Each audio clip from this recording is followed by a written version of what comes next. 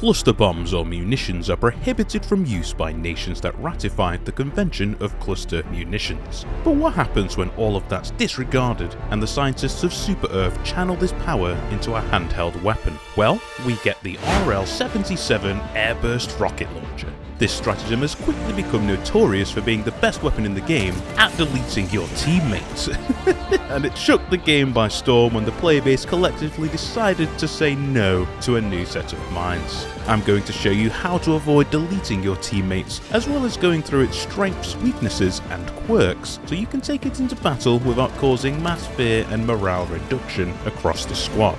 Right, before we get into the damage this thing can deal, we'll need to understand how this stratagem actually works. So, the launcher obviously fires a single rocket per shot that has a maximum range of about 350 meters, at the end of which it will detonate. It will also detonate if fired within proximity above an enemy as well, to then drop the clusters down upon them. You can't aim too far above your enemy though, as it will just fly over them in that case. This also means you have to be aware of any enemies close to you that are in between you and your target, as if you're not careful, the projectile will detonate above them instead, and the clusters will ragdoll or delete you. Upon detonation, a total of 24 clusters are released from the projectile to bombard an area. Each cluster explosion has an effect that is quite large, I estimate maybe 3 to 5 meters, with the wider cluster of clusters coverage varying with each shot due to the terrain and detonation location. But coverage is pretty massive. Contrary to seemingly popular belief, this weapon is not an anti-air launcher. The term airburst is simply referencing the fact the munition can detonate in the air rather than the ground, like the orbital airburst for example. It's a ground attack that detonates in the air above its targets. A similar philosophy can be seen with nuclear detonations for example, which cause the most destruction when detonated as an airburst above the ground. Obviously, this isn't always the case for the RL-77, since you can fire the projectile directly at something and hit it. But with the way the clusters drop down after detonation, it would make an extremely lousy anti-air weapon in reality. The shot also has a drop that you need to compensate for at long distances, though it's not very harsh, so most of the time you won't really need to bother. After firing, you'll have to burden yourself with an approximately 5.5 second reload, which does feel like an absolute age if you're in the heat of battle. Though if you have a friend who is willing to help you, you'll reduce that time by approximately 4 times, making it but a mere 1.5 seconds between each shot. Meaning you can spread clusters of democracy much faster than normal. And you can carry a maximum of 6 rockets at any one time, including the one loaded into the launcher itself. Each ammo crate you find will provide you with 1 extra rocket, and resupply boxes will give you 3 unless you have the upgrade, in which case it will give you maximum ammunition in return. Okay, so in terms of the raw damage numbers, the rocket projectile itself deals 500 base damage on a direct hit, with an armor penetration value which was apparently 6 from what I've been reading, which is level 2 heavy armor penetration, which hypothetically would mean it can directly damage the likes of Hulks and Chargers with direct hits. For reference, the EAT-17 Quasar Cannon and Recoilless Rifle all deal 650 base damage per shot with the same level 6 armor penetration. Though, as far as I can test, heavy armor targets completely shrug the projectile off with a ricochet and will take 0 damage for it, leading me to believe it actually has an armor penetration value of 4, which is level 2 medium armor penetration. This is backed up by the fact you can directly injure medium targets with the projectile. So if taking out heavy targets is your goal, you need to take a different launcher into battle.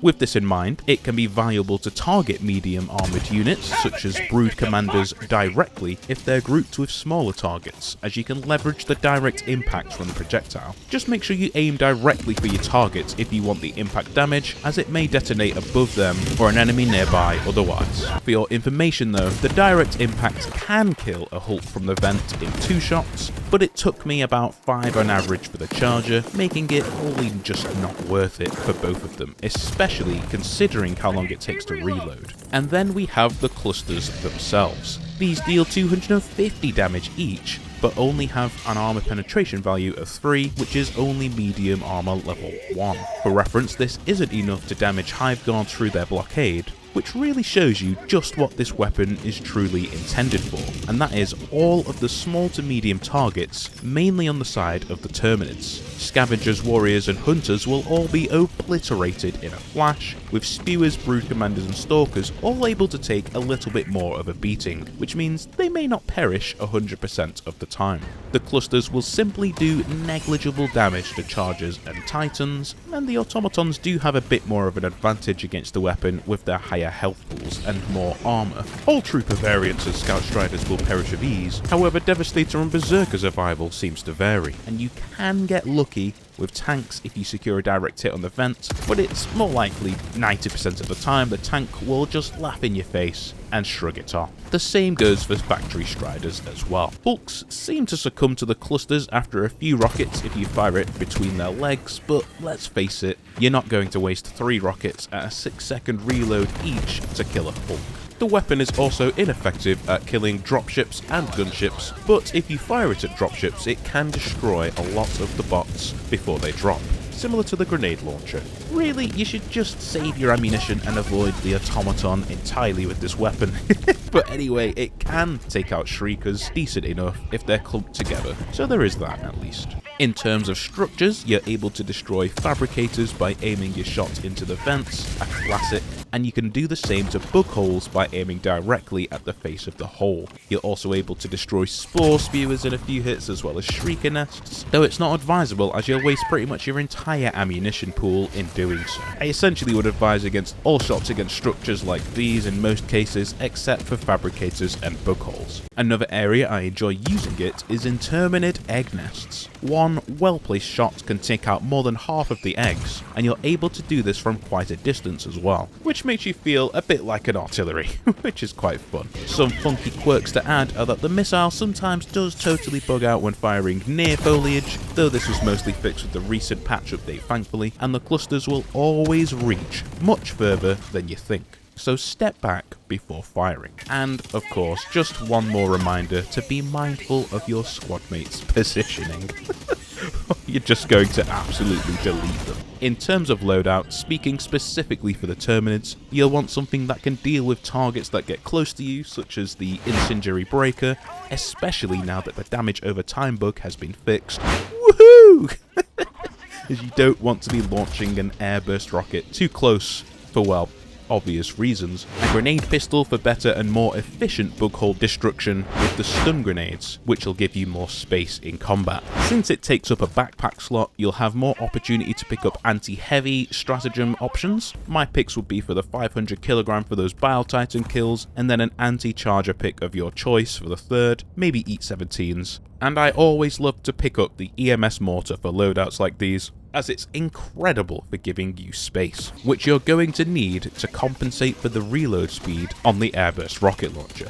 Please do drop a like and subscribe if you have enjoyed the video, as it helps quite a lot. I do have a big support stratagem ranking video on the way, so lots of fun to come. For now, I'll see you in the next video.